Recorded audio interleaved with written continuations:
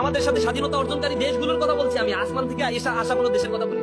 এই ভিডিওটি আপনারা সম্পূর্ণ দেখার এবং শোনার চেষ্টা করবেন। কি সুন্দরভাবে গুছিয়ে তিনি কথা বলেছেন।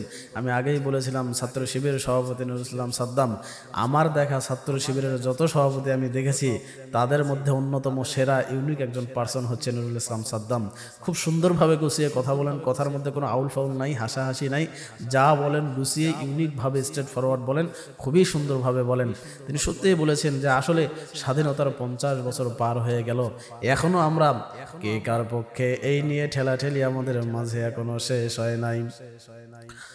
অথচ মাছ বিক্রি করে খাওয়া দুবাই জনগণ আজকে বিশ্বের অন্যতম শীর্ষ ধনীতে পরিণত হয়েছে।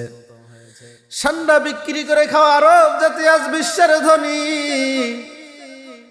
দেহ ব্যবসা করে খাওয়া থাইল্যান্ড, তারা আজকে অন্যতম ধনী দেশে পরিণত হয়েছে।